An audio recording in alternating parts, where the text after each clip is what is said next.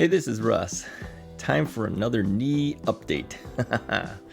Yep, the swelling is down. Now, I made a video weeks ago saying, have I been fooling myself?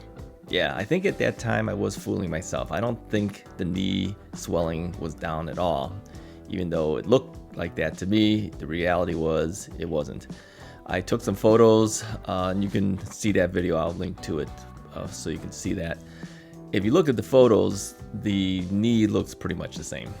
Yeah, I felt it was going down, but it really wasn't. So a month later, I did that update in March, but a month later here in April now, I felt that the knee was lower. Now I kept saying to myself, am I just fooling myself again? I kept asking my wife, does this look smaller to you? And it really did feel smaller. So best way to do this is take a photo of it again, right? So I did, but I wanted to make sure that I used the same camera again and that the angles were right. So I took this photo of my knee. Now, if you look at it, it still looks swollen, right? I'm not saying the swelling is gone. I'm just saying it's lower, right? Then I took the photo that I took in March and put it next to it. And then I made sure that the scar was the same exact size. Now, really to do this right, and I should know because I am a former evidence technician, I should be putting a ruler there for scale, but I'm not taking evidence photos here, all right? I'm just kind of documenting how I'm going here. So I figure if I can line up the scar from the top and then line it up to the bottom, it should be the same size because the scar is not changing, right? And if you look at the two next to each other, I would say the March photo's leg around the knee and also in the calf area seems larger than the April photo. Look closely. I think you'll agree that the knee has gotten less swollen. So what's the best way to do this to make sure? I superimposed it, all right? So if you look at this photo here, you're gonna see the darker one, or I should say the brighter photo, really. The brighter photo is the April photo, and underneath it, behind it, where you see shadowed areas, that is the March photo. So you can see a direct comparison. To me, that's less swelling. Don't you agree? I think it is. I'll bring back the leg by itself and the knee by itself so you can see, the April photo. But yeah, I would say it's gone down. Now, it's not totally all the way down. Now, let me show you a photo here that is both my left knee and my right knee. The left knee is, of course, the one that had the operation. The right knee isn't.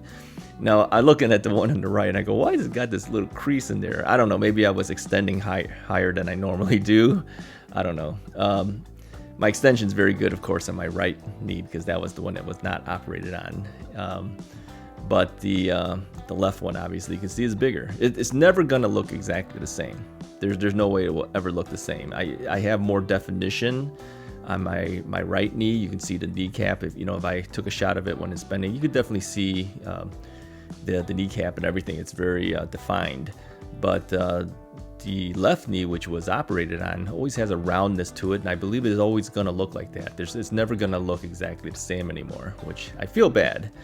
But if I can walk well and everything, I guess I can live with it. All right. I'm a fairly big person, I would say, and my legs don't represent that. My legs have always been more slender than the rest of my body has, and that's probably from all the kicking I used to do from Taekwondo. I don't know if I ever told you guys, but it was the years of Taekwondo that I did that really messed up my legs. I was probably sophomore year in high school, and I did this all the way until like my mid-30s. Now, not constantly, obviously. I didn't go to school, karate school or Taekwondo school for that entire time period, but I was kicking and punching by myself the entire time. And I did go back, after the high school years, I did go back to Taekwondo when I was late 20s up to my, I think 19, until I was like 30s, something like that, or when I hit 30 maybe. because I know my daughter was born and I was still doing it. So Yeah. I didn't do it constantly into school, but I was constantly practicing on my own. So um, it's a lot of kicking, a lot of stress on your legs and on your knees, and I think that's probably kept my legs toned up. That's probably why my legs are probably not proportionate to my gut. Let's put it that way. Flexibility was pretty good back then too. I could do full frontal splits, no problem. Side to side, no. Most people can't do side to side splits. Although I do know some Taekwondo guys that can, but I was not that kind of flexibility. Today, if it wasn't for my gut being in my way and the fact that my knees were messed up, I probably could do very close to full frontal splits still.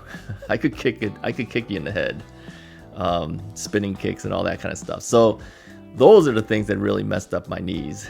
And interestingly enough, I still watch martial arts things. You know, that's the thing that messed me up, but I still have interest in it. Isn't that weird? Anyways, I just wanted to give you guys this update and put a comment below if you agree with me that the knee seems to be less swollen. All right.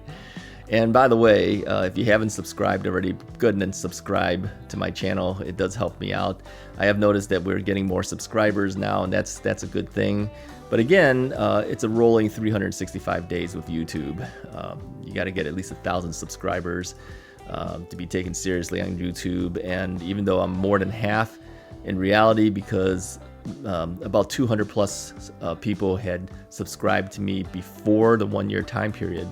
Those 200 people, believe it or not, even though they count in the total things, it doesn't count towards your 1,000 anymore. So I'm down to about 300 something subscribers instead of 500 something subscribers, even though it shows about 550 something subscribers. So I got to make that back up. So tell everybody, let them hit that subscribe button, get me onto the 1,000 so we can move forward with this channel. All right. Anyways, talk to you guys next time.